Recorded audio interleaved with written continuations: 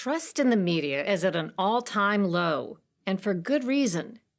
We in the business of journalism have exempted ourselves from the normal rules that used to govern us, and so the most egregious kinds of reporting errors are becoming more common. Formerly well-respected news organizations and experienced national reporters are making the sorts of mistakes that wouldn't be tolerated in journalism school. When these mistakes are corrected at all, it's with seemingly little regret.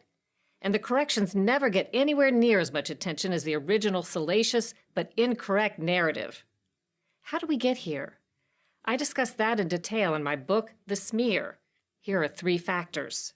First, firewalls that once strictly separated news from opinion have been replaced by hopelessly blurred lines. Once forbidden practices such as editorializing within straight news reports and the inclusion of opinions as if fact are not only tolerated, they're encouraged. The result, it's never been harder for Americans to separate news that's real from news that's not. Example, May 14, 2016, 10 days after Donald Trump became the Republican presidential nominee, the New York Times published a blockbuster article titled, "Crossing the Line: How Donald Trump Behaved with Women in Private."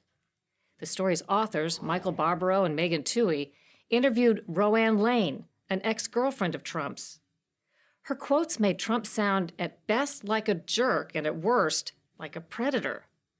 The reporters went so far as to provide their own quotes for the story, presenting their personal commentary as if it were established fact, writing, "This is the public treatment of some women by Mr. Trump, degrading, impersonal, performed."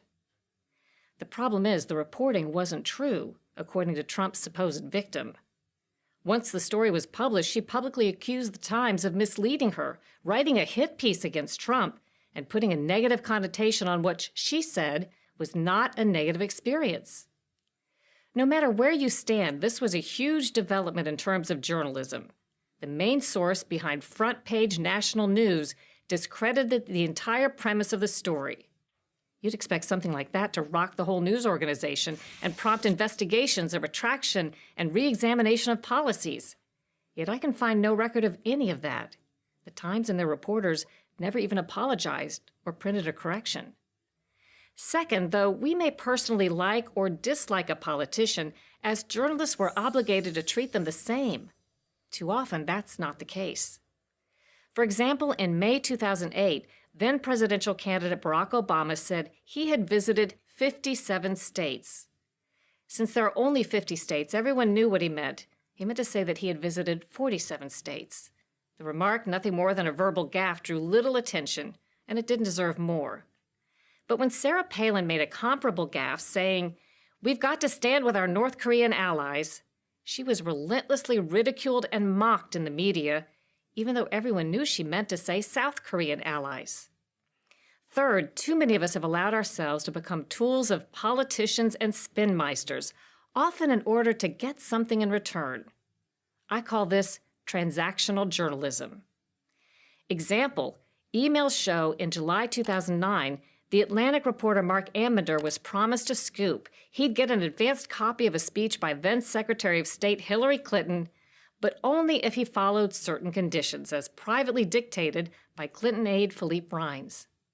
Rines emailed Ambinder precise instructions, including, "Describe Clinton's voice as muscular," and "Don't say you were blackmailed," by which Clinton aide Rines obviously meant, "Don't reveal our arrangement." "Got it," replied Ambinder. His resulting article reads in part, "When you think of President Obama's foreign policy, think of Secretary of State Hillary Clinton. That's the message behind a muscular speech that Clinton is set to deliver today." That Ambinder, then considered a serious journalist, would allegedly violate basic ethics for such a minor story speaks volumes about the state of today's news media. For the record, Ambinder defended himself by saying that he found Clinton's speech to be muscular, so the adjective was appropriate. I think most Americans would like to believe their news is factual, well-researched, and untainted by a reporter's opinion. To put it another way, they want their news straight up. But too often now, that's not what they're getting, and they know it. I'm frequently asked, can the news be fixed? The answer is yes, but the first step to fixing a problem is admitting that we have one. Until we do that, nothing can change. I'm Cheryl Atkinson for Prager University.